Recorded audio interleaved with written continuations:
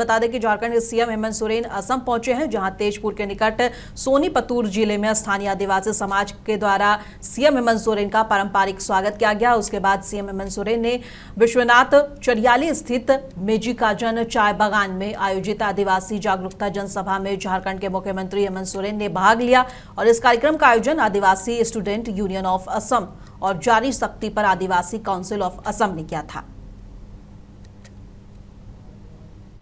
देखिए, असम में बहुत ऐसे लोग हैं जो हम लोगों से बहुत करीब हैं, तो ये एक कहा जाए कि परिवार के अंदर ही आना जाना है।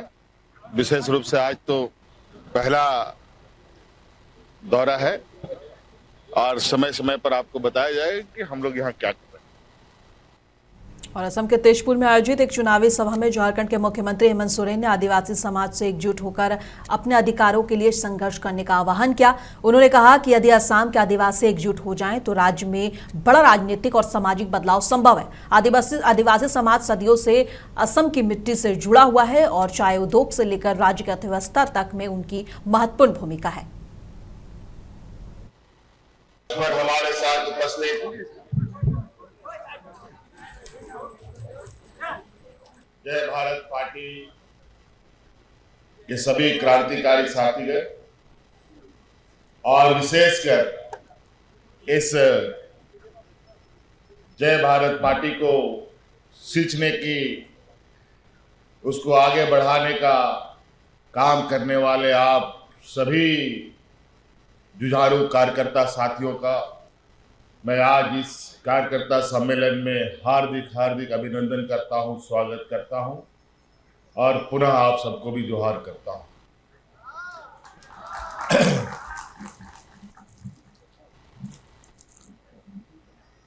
समय थोड़ा कम है,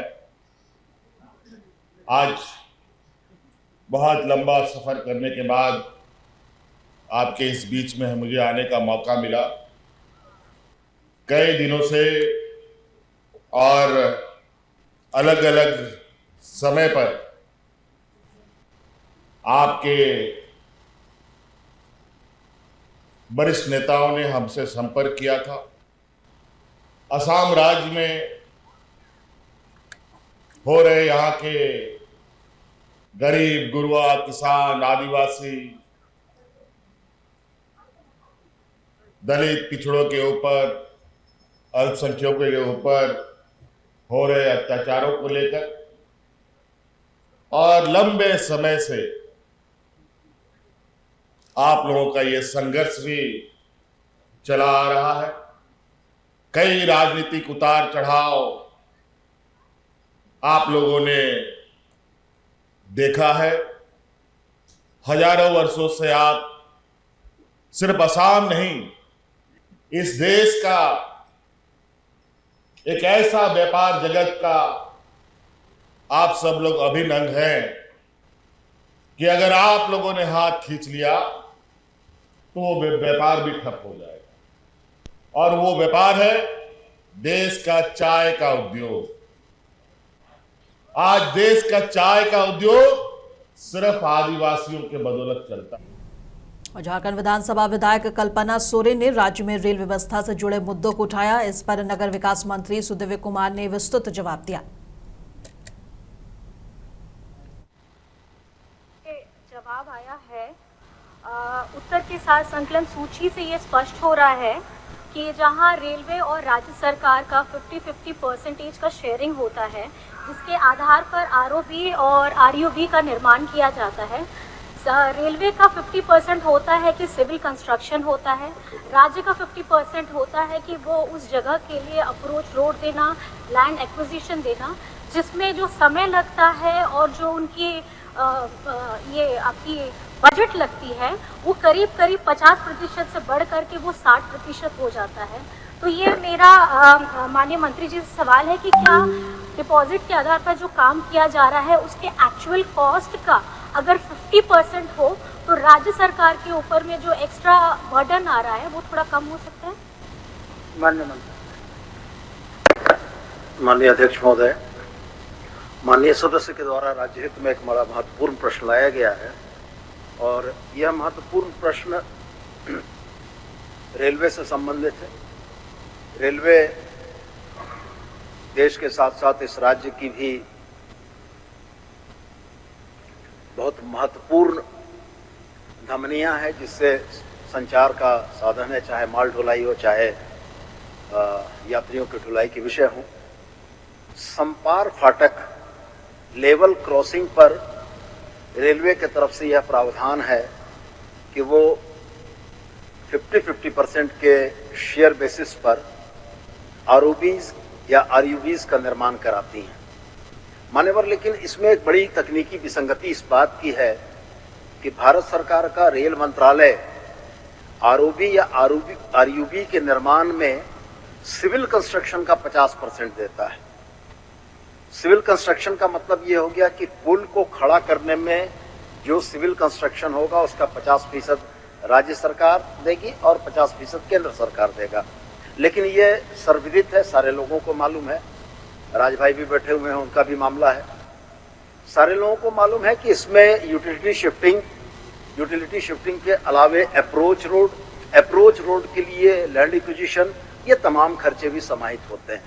लेकिन अभी तक व्यवहार रूप में यह होता आया है कि आरओबी आरयूबी के सिविल कंस्ट्रक्शन का 50% तो रेलवे दे देता है, लेकिन एलए यूटिलिटी शिफ्टिंग और अप्रोच रोड के निर्माण का पैसा भारत सरकार या रेल मंत्रालय से नहीं मिलता है।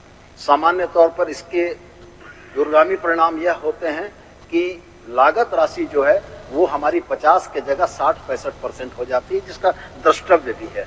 लेकिन चूंकि मामला भारत सरकार और रेल मंत्रालय से संबंधित है, तो मैं माननीय सदस्य को इस बात के लिए आश्वस्त करूंगा कि रेलवे को इन व्यावहारिक कठिनाइयों के संबंध में विभाग की तरफ से एक पत्र दिया जाएगा।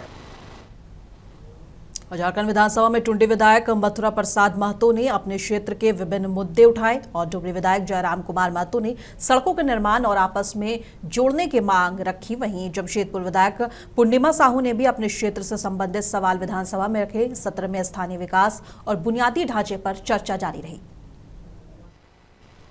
जनहित में इन दोनों नवनिर्मित सड़कों का आपस में जोड़ना नितांत आवश्यक है। इनके जुड़ाव से बीटीपीएस बोकारो थर्मल से इसरी तथा नावाडी से विष्णुगढ़ के बीच का संपर्क अत्यंत सुगम और सीधा हो जाएगा, जिससे हजारों ग्रामीणों को लंबी दूरी तय करने से मुक्ति मिलेगी। अतः मैं आसन के माध्यम से इन दोनों सड़कों को अविलंब आपस में जोड़ने की मांग करता हूं। धन्यवाद। माननीय सदस्य दशरथ गोगराई।